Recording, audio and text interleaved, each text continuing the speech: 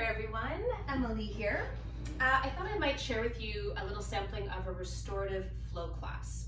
So restorative flow sounds exactly like what it is. It is restorative yoga, where you're still, you slow down, you rest, and flow yoga, in which you can move usually at a gentler pace, although in a full flow class there are spicy sections. And it's mostly about getting tension out of the body, bringing attention into this moment, attention into the breath, so you're in the flow state. They come together really nicely. They're some of my very favorite classes to teach and to participate in, so I hope you enjoy. You might notice I am sitting here, I've pulled 2 pillows in fact off of the couch, 2 big fluffy pillows. I've got a blanket folded here for padding on the mat. I've got a blanket here to keep warm for the restorative part. So go ahead and gather some resources. You can pause the video for a moment and then come on back and join me. All right, so now that you've got your 2 pillows, you've got your 2 blankets, you can sit on a pillow if you know you've got tight hips, but you want to sit right at the front edge. It helps to tilt the pelvis forward and let the hips release downward. So that's why your teachers are always encouraging you to sit at the edge of the pillow. Alrighty, let's just start off by getting into the moment, into the present with our breath. So we'll take one hand to the belly and one hand to the heart.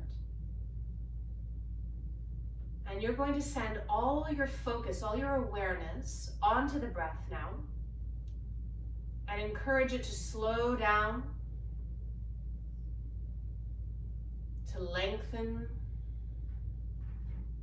deepen, and widen.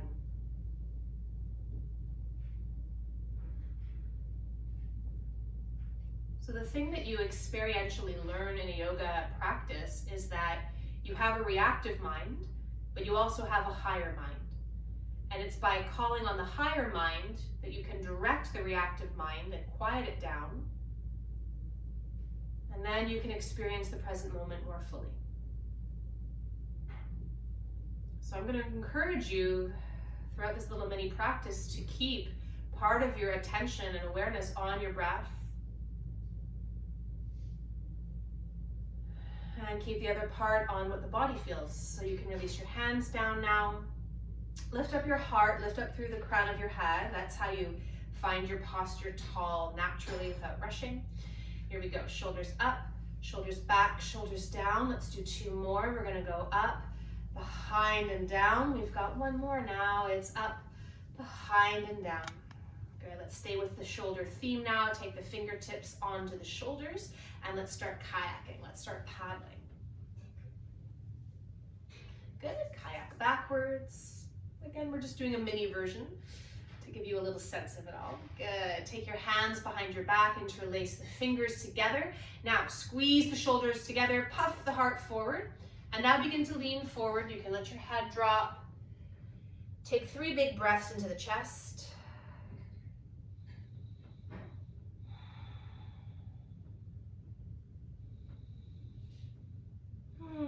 Coming up slowly to sit again. Very nice. Very nice. Let's get a little neck release in as well. So again, you're lifting up from the heart to sit tall.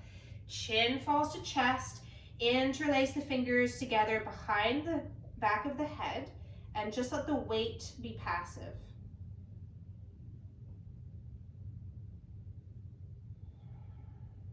Feel the stretch. Use your exhales to help release the tension.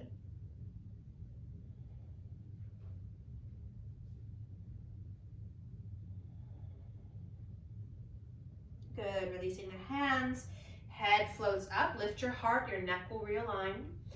And then right ear over right shoulder, right hand up and around, heavy by the ear. Settle your shoulders, let go in your jaw. And just breathe and feel. Noticing the tension lines that may be there and seeing if you can help release them. Good, other side, head floats up, left ear over left shoulder, the left hand is passive. Let the jaw release and just breathe.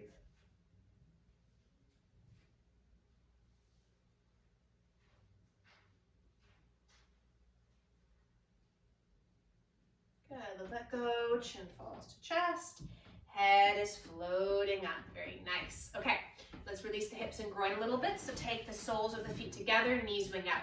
Some of you will choose to stay up on the pillow because that gives you more height. If you want to go in a bit deeper, you can come off of the pillow's edge now. Soles of feet touching and the heart leaning forward. Now you stop when you get enough sensation that it makes you pay attention, but you're not looking for something so deep that it's punishing or makes your jaw clench. Just enough that you can work with it and breathe. And settle the body a little more.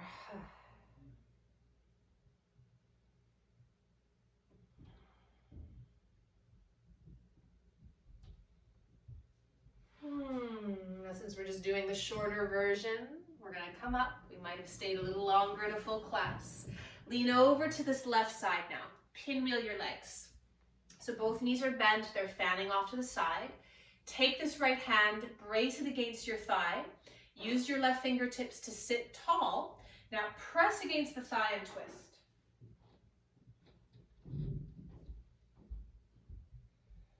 One more big breath here. Good. Come out of there. Mermaid pose. Now your left hand is underneath your shoulder. Come up onto shins and knees. Pick up the hip. 3 big breaths here. 2 more. 1 more. Come on down. Let's go over to the other side. So you're sitting on this right hip now. The legs are pinwheeling. You're bracing against the thigh. You're twisting. In flow, whenever you feel a tight patch, go for the sigh. You're encouraged to have a vocal release. And in fact, it does help reset the diaphragms in the body side. So there you go. Right hand under the shoulder, come forward onto knees and shin. Pick up the hips for mermaid. Lift through the elbow. That will help stretch the hip. Big breath. Help side out. 2 more. 1 more. Good. Come on down. So there's a little taste of what a flow practice would be like.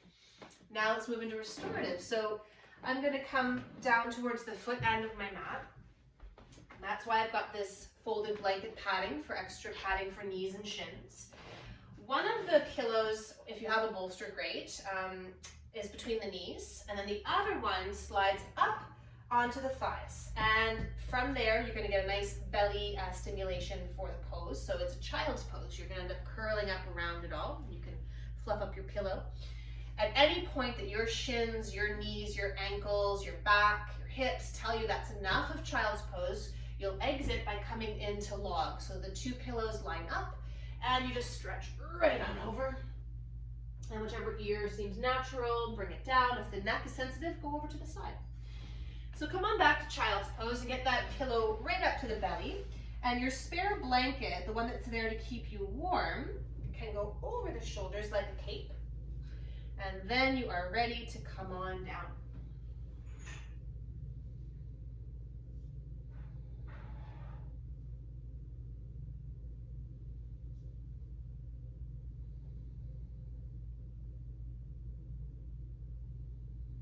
Now coming into stillness, slowing down the breath, using the pillow as a way of feeling the belly breathing. Will actually then help digestion.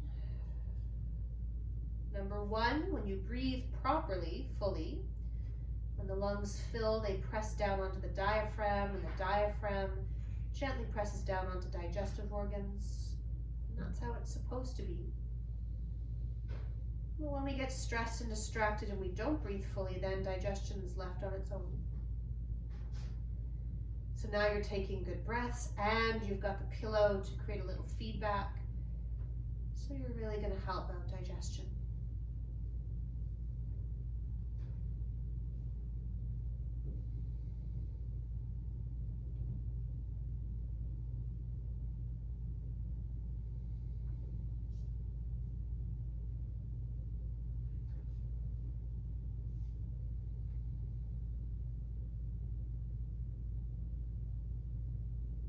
And of course, stay if you want to stay, if you're really enjoying the pose, it's doing some good work for your hips and back.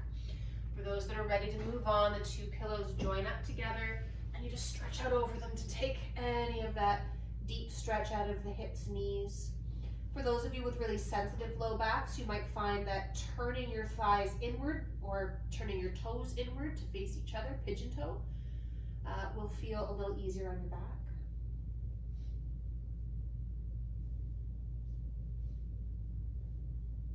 Whichever pose you're in, just notice the breathing and see if there's any way you can encourage your body to relax even more.